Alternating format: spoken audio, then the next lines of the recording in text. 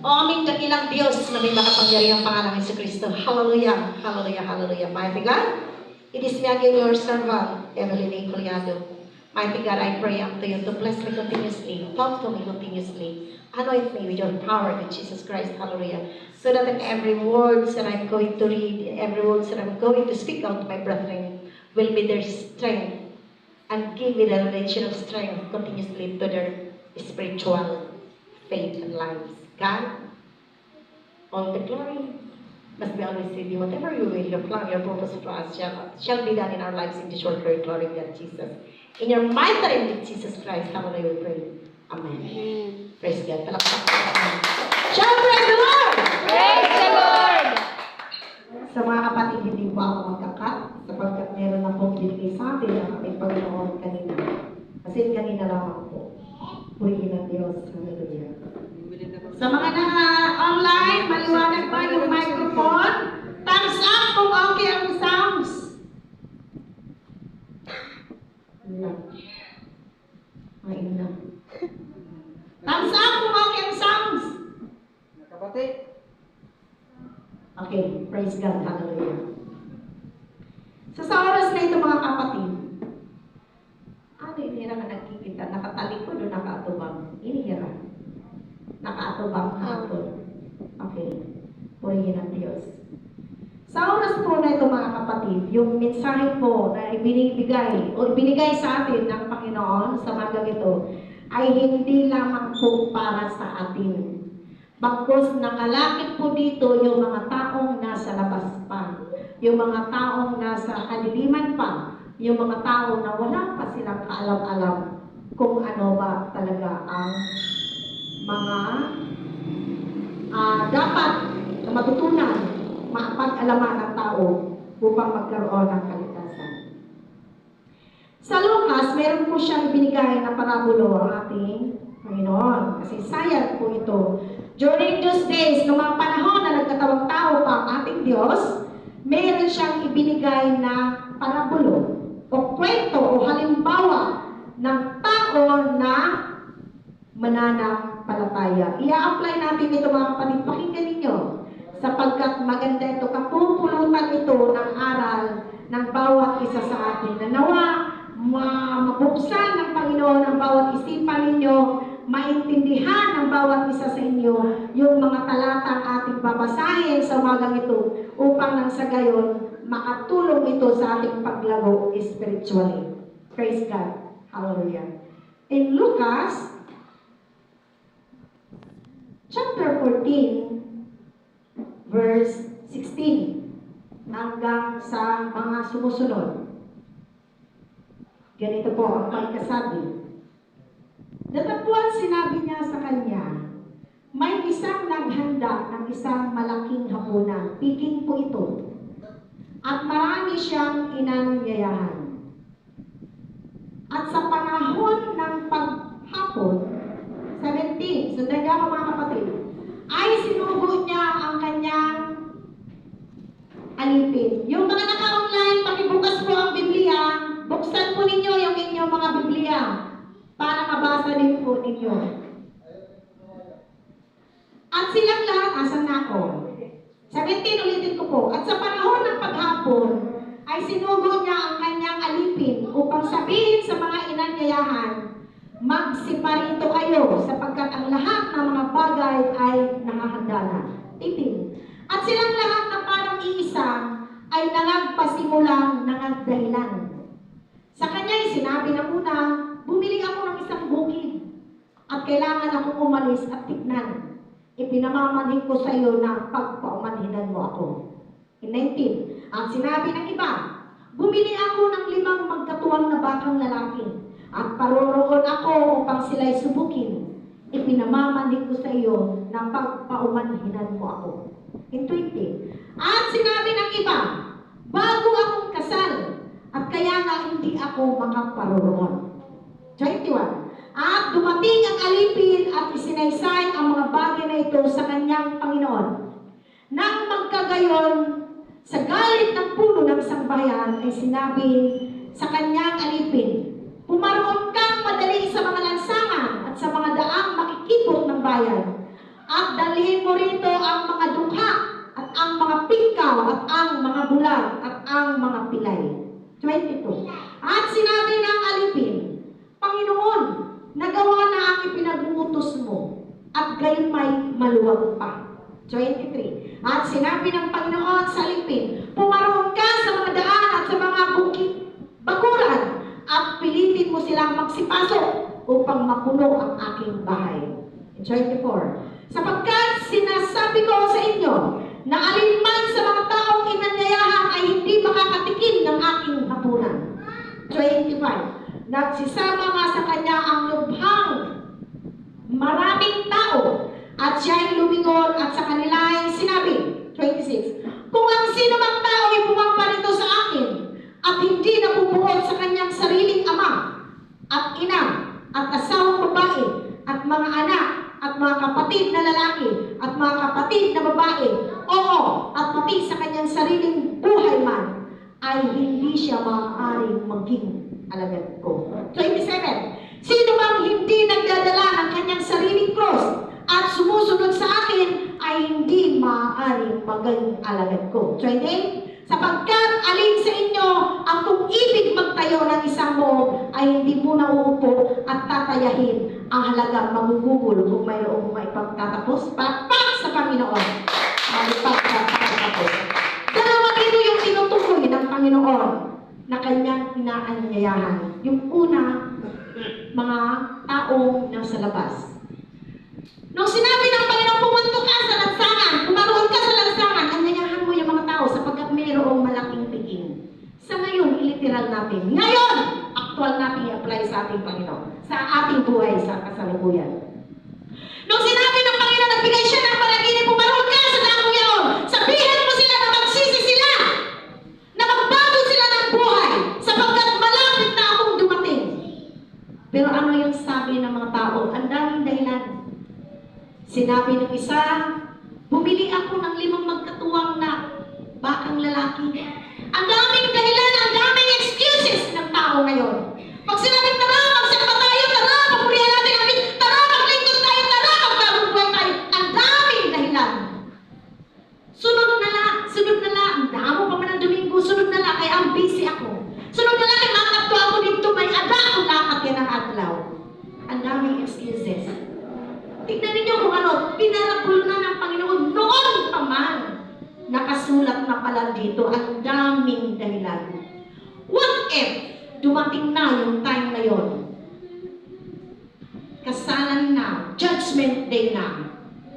Yung ginawa mo kayang excuses sa buhay mo, pwede kaya niyang maging dahilan para maligtas ka. Nung inaanyayahan ka ng Panginoon, na maglingkod ka na sa akin, mag-focus ka sa akin, kinalangin mo ako, tanggapin mo ako sa iyong buhay bilang iyong Panginoon at tagapagligtas. Pero ang dami mong excuses. Ang sasabihin mo sa sarili mo, Panginoon, kilala na kita. O alam ko kung sino ka. Kung kilala mo ang Diyos, bakit hindi ka natatakot na gumawa ng mali? Kung kilala mo ang Diyos, bakit hindi mo siya nire-respeto sa araw ng pananampakan? Kung kilala mo ang Diyos, bakit hindi mo ina-apply ang kanyang inuutos na be baptized in Jesus' name? Repent, and be baptized in Jesus' name for the forgiveness of your sins. Ibig sabihin, hindi pa kilala. Kasi kung kilala mo na i-apply na sana sa buhay mo. Ang dami ba, ang sabi pa dito yung iba, bagong kasal ako, nung sinabi, tara, magsamba tayo, kamulang anay, bago kami nga kasal, may honeymoon kami. Makakapto kami dito hapuan. At doon ako dito na may Australia, Canada, kung diin-diin ng mga lugar. At dito namon honeymoon. Pagbiyahe yung tawag, kinalunod ang barko, gisakyan. O kaya ang intro, gisakyan na lumampang ngarang ito, lumampara. O kaya mag-isakyan ka sa lakyan na hulog yung bangin. Di ba? Ang amat na balitaan, bagong kasal, na disgrasya hira. Bago hira kasal, paganangat to, ato dito ligid ng dagat. Kaya dito hira na guruhanin mo, matakpiyahan hira ditong balon, na darahira ang balon na dako. Nakita nila lawas mga patay na hira. Ang daming excuses. Sana tao mapag-alaman ninyo na kung sana yung ginagawa ninyong dahilan ay makatulong sa inyo sa sa oras ng Judgment Day. Kasi ang sabi ng Panginoon, kapag Ate Gia. ang pintuan ay nailapat Ate na, Gia. kahit pa anong katok ang gawin mo, hindi na pwedeng mapagbuksan pa. Tignan niyo ang dami, tignan niyo yung pagpupursigi ng Panginoon na tumawag ng tao. Tawagin ng mga pilay. Tawagin ng mga pingkaw. Kaya nasabi ng Panginoon na mapalad kayo ng mga mahihirap sapagkat sa inyo ang kaharian ng langit. Ngayon, mahirap ka na nga, ngunit hindi ka pa rin naglilingkod sa Panginoon. How come na naging mapalad ka? Yung mapalad dito na tinutukoy ng Panginoon na mahirap, ay yung tumupad o yung nung inanyayahan siya, sumunod siya, sumama siya. Kasi tingnan mo lang sabi dito, pumaroon ka, inutusan yung alipin, pumaroon ka sa mga lansangan, tawagin mo mga pilay, mga pingkaw, may mga kapansanan. Yung mga pingkaw at may kapansanan, nakinig sila doon sa paanyaya, doon sa invitation, pumasok sila doon sa piging. Ngayon, kung isa kang mahirap, aanyayahan ka ng Panginoon na maglingkod ka sa akin, sapagkat walang ibang makakatulong sa iyo kundi ako lamang. Bingi ka, ayaw mo maglingkod. Sa palagay mo ba makakasama kaya sa piging? Yung piging kasi, event kasi ito ng rapture, kung saan merong kasalan. Hindi ito kasalan dito sa lupa, sa langit ito, na hindi pwedeng mag-witness ang mga taong hindi nakinig ng panawagan ng Panginoon. Wala doong makakapasok na isang masasama na hindi nagbago. Kung mayroon mang makapasok doon na dating masama, dati yun, at nagbago siya, kaya mawi-witness niya yung event ng kasalan na yun. Kasi itong nakapala dito sa Lucas ay parakulo po ito. Isa itong kwento, isa itong kasaysayan na sinisimbolize ng Panginoon pagdating ng piging, which is ang kasalan. At dito nga ang sabi, nung nandun ka na, nakapasok ka na, nakapasok na tayo na yun, believer. Sino mang hindi? 27 na? Sa 26 muna tayo. Kung ang sino mang tao ay pumaparito sa akin, papasok na. At hindi napubuot, tignan ninyo ang lalim at hindi napubuot sa kanyang sariling ama, ang ina, at asawang babae, at mga anak, at mga kapatid na lalaki, at mga kapatid na babae, o at pati sa kanyang sariling buhay man, ay hindi siya maaaring maging alagad ko. Ngayon sasabihin ninyo, ano ba ito? May kaurit man ngayon ito nila. Karuyan siguro na yan ang makasalungan. Mauurit ka ngayon namin, hindi mo nanay, hindi mo tatay. Mauurit ka ngayon, hindi mo bugto. Mauurit ka, hindi mo asawa. Mauurit ka, pati hindi mo kalugariwan. Ano bang klase ito? Dati sa parapos, na kung mga taong binanggit na yan ang Panginoon, ay kukontra sa iyong pagpasok o pagsunod sa Panginoon. Sabi ng Panginoon, hindi ka magiging karapat-dapat. Halimbawa, invited ka ng isang event. Ayaw angay na sin, ayaw agiri ang wedding. Masisina hinanay. Masisina hinanay kung magbago na akong kinabuhi. Masisina hinanay kung magsisilimbaho na akong pirmi. Masisina hinanay kung maitra ako nila iyo. Kay nasiling hinanay, hilula, hilulo. Kung diin kita, nakamatahit mo, dito na lang kita. Ang ilaw ito, kaya pag matali mo, mga butak ang mga tanan, magkakahudlog ka mo dito ng Panginoon. Magabagal ang nagsiling nanay nga, kung nagmatay kita na pupuwi, mapatay kita na pupuwi. Kung nagmatay kita na mag-ground, alam, kamatay kita na mag-ground. Bisan may chance na maghusay. Kaya ano man, kaya ako man ang siling ni Kuan, ibig sabihin na kung nagising ka na isang makasalanan, mamamatay ka na laging makasalanan? No, dapat hindi. Kasi hindi po tama yung, kasi ang sabi, naging realidad sa tao, bisan ako magpinasasaway, bisan ako magpinakasasala, ay pagkamatay ko, papangatsian man ako, no! That is a wrong, mali! Yung nananalaman itong nagpipinangampo, itong mga patay, otro mo ito ay lalabog. Kay otro nga po yung makasasala. Correct me if I am wrong. Rebuke me if I am not correct. If I am mistake, then rebuke me. But I will pronounce and declare that is the right. This is the will of God that I am going to preach to everyone. Huwag kayong dumipindi doon sa mga tao na kapag namamatay na, papangadjian la daw, sakop na ha, langit. Katsatsambahan na lang, nakamatay kriminal din, mamatay tao, kawatan, matanan niya kasalanan, iya gimbuha, atin kamatay niya, papangadjian lahiya, nasisigil lang ka na ginoon ka lang pulano, nagtuhawan, how ka? Wala nakasulat sa Biblia, pero meron nakasulat na you must repent, magsisi ka. Atin kung namatay ka na hindi ka nagsisi, hindi ka nabautismo sa pangalan ni Jesus, how ka na mapupunta ka sa langit? Saan ba yan masusulat? Kasi kung may nakasulat na ganyan, di wala na sana naglilingkod. Wala na sana nagsisirpres sa Panginoon. Kung ganyan din lang pala, na kahit magpakasala tayo, langit din ang punta lahat. Hindi lahat tayo masama. Hindi lahat na lang tayo mag-enjoy. No!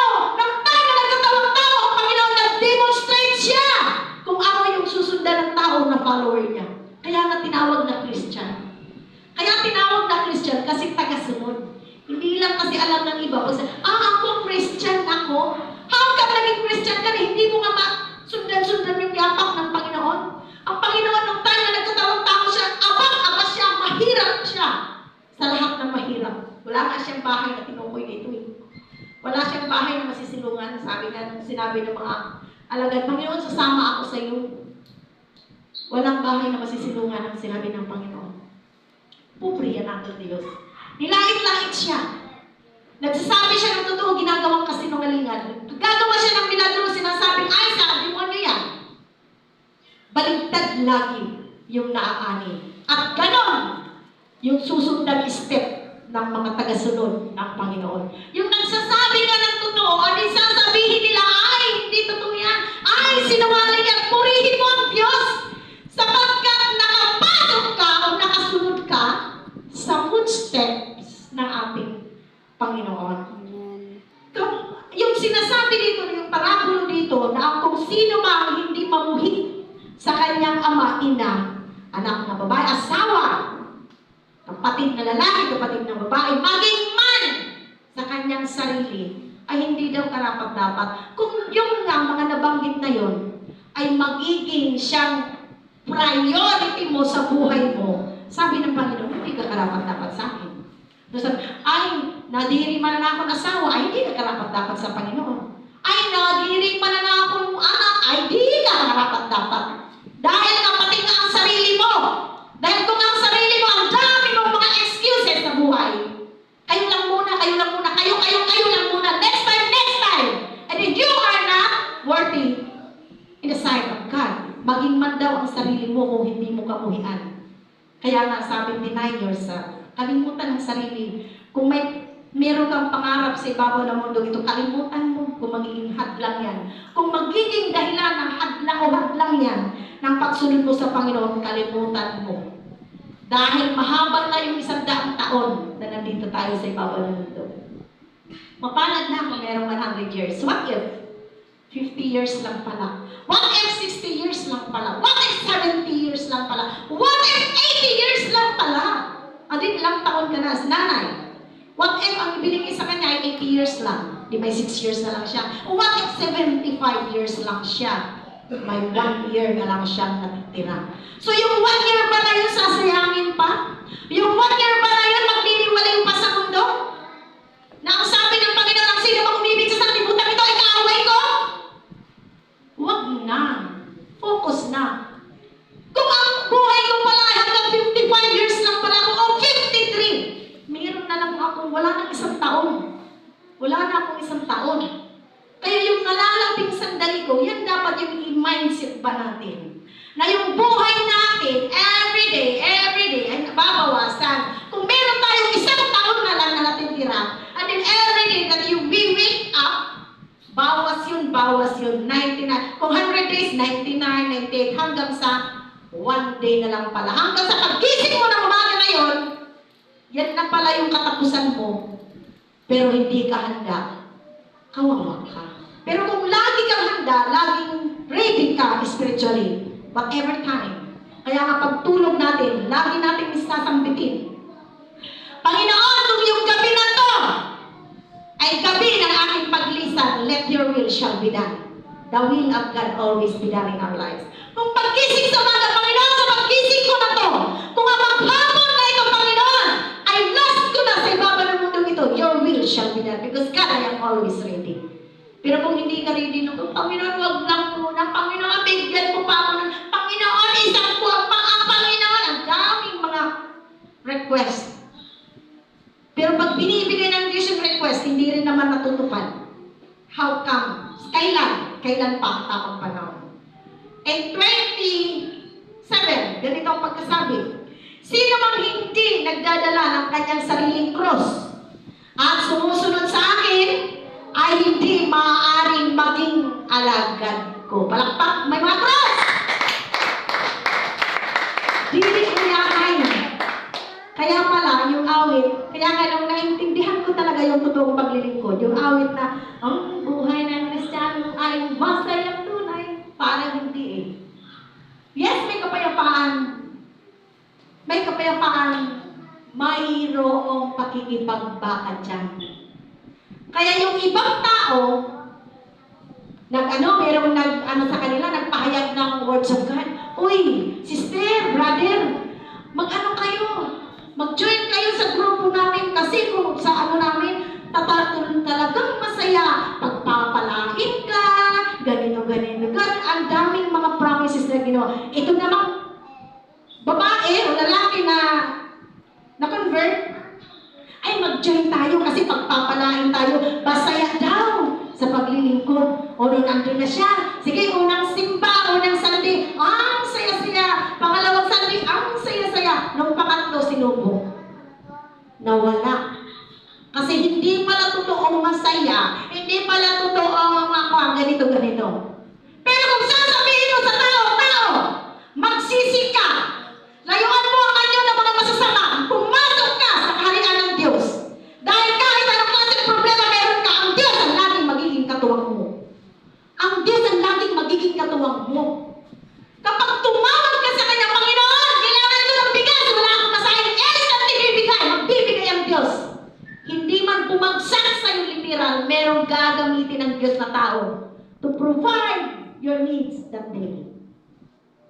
Yung pagpasok natin sa kaharian ng Diyos, hindi po easy. Kasi ang reward po natin wala sa sanlibutan ito. Nandun sa langit. Ngayon, kung makakatanggap na tayo ng reward dito, how come na magkakaroon pa tayo ng reward sa langit? Wala. Wala kang makikita naglingkod sa Diyos mula sa Old Testament hanggang sa New Testament na mga lingkod ng Diyos. Maliban doon kay Hari David at kay yung anak niya. Kay Hari Solomon. Sila yung mga pinagpala. Dati sila mga sa Old Testament, mga pinagpala sila literally. Pero sa New Testament, na mag-demonstrate ang Panginoon, wala ditong pagpapala na material na ibinahagi ang Panginoon. Na nag-promise ang Diyos. Ang promise ng Diyos dito sa New Testament ay buhay na walang hanggan. Ang sabi niya dito, magpakalakas kayo, magpakatatag kayo, tibayan ninyo ang inyong loob, sapagkat kung paano dinaig ko ang sanlibutan, dadaigin din naman ninyo ang sanlibutan. Wala ditong sinabi na maglingkod kayo sa akin, pagpapalain ko kayo. No! Kasi ang pagpapala ng time na magkatawang-tawa ang Diyos, ang pagpapala na ibigay kay Satanas. Kaya kung pinagpapala ka, naglilingkod ka ng Diyos, sabi mo, naglilingkod ka, din pinagpapala ka financially, question yourself. Kasi yung pagpapala na yan, naibigay yan kay Satanas. Ano sabi ni Satanas nung time na dinala niya ang Panginoon doon sa bundok? Nakikita mo ba ang lahat ng yan? Sabi ni Satanas, kasi hindi man alam ni Satanas na yung kausap niya ay yun na yung Diyos na bumaba galing langit. Nakikita mo ba ang lahat ng yan? Ibinigay mo yan sa akin. So, lumuhod ka sa akin at ibibigay ko rin sa iyo. Sabi gano'n. Kanino? Sabi niya, naibigay na yan sa akin. So, yung pagpapala dito sa ibabaw ng mundo, masakit man itong marinig. Pero ayan, naggaling kay Satanas. Kaya nga kung minsan ino-offer sa akin tuwing araw ng Sunday, mas malaki ang offer sa atin ng sanlibutan. Double pay, pumasok ka lang. Laging ganon. Double pay, pumasok ka lang. Laging double pay. Bakit? Kukunin niya yung atensyon ng tao para huwag magsamba. Sayang naman, double pay. Kung 500 ako a day, 1,000 ito. Panginoon, susunod na lang ako ha. Kasi sayang din ito. Hindi niya alam, bitag yun ni Satanas. Kaya, kilalanin ninyo, mga tao. Yung sasabihin, what if pinagpala ako na, what if, hindi ba, masama ba yun kung pinagpala ako ng Diyos? No! Masama talaga yun! Dahil sabi ng Panginoon, huwag kang mag-impok ng kayamanan dito sa lupa. Ngayon, pagpapalain ka na, hindi nag-contradict. How come na pagpapalain ka ng Panginoon? Kung sabi niya mismo na huwag kang mag-impok ng kayamanan dito sa lupa. Pagkos, mag-impok ka ng kayamanan doon sa langit. At sabi pa niya, ang kayamanan sa libutan ito, gamitin ninyo sa pakikipagkaibigan. Di ha? Ano ka naging mayaman? Gamitin mo sa pakikipagkaibigan, maubos man ang iyong kayamanan. Meron namang kaibigan na sasalo sa'yo sa oras ng iyong kagipitan. Yung iba sabi nila, hindi rin totoo. Kasi ako, nung nag-abroad ako, meron ako nakita sa Facebook. Nung nag-abroad ako, ang dami humihingi sa akin, ganito. Pinapadala ko, binibigay ko. Nung umuwi ako, walang-wala na ako. Wala nang pumansin sa akin. Maybe mali yung kanyang pagkakadistribute. Kasi tayo, likas sa ating tao, karamihan sa tao, na kapag may humihingi o lumalapit sa kanila, magsisermon muna sila, magsasalita muna sila ng masasakit na salita bago sila magbigay ng tulong sa kapwa. Ngayon, sa palagay ba ninyo, gaganti pa ba yan ng mabuti sa inyo? Hindi na. Kasi binayaran na, bayad na sila doon sa hiningi nilang tulong sa iyo. Para na rin silang nakabayad sa iyo doon sa mga masasakit na salita na kanilang narinig bago mo ibigay ang amount na hinihingi. Ganon tayo. Kaya yung sinabi ng Panginoon, gamitin sa pakikipagkaibigan ang kayamanan ng sanlibutan ito, yung may nangangailangan, ibigay ng parang sa kaibigan, hindi yung sa parang kaaway. Kaya nung time na, ang daming promises, kaya nung time na naubos yun, kapag nagbigay ka ng totoong pagbibigay sa oras ng iyong kagipitan, 100%, merong mga tao tutulong sa iyo sa gitna ng iyong kasakunaan. Kaya dapat mga kapatid, i-apply natin ito sa ating mga sarili na huwag tayong maging kampante.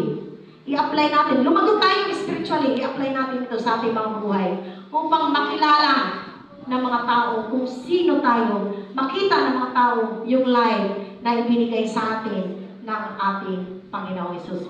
Palakpak sa Panginoon. Praise the Lord! Praise the Lord! Tayo pong lahat ay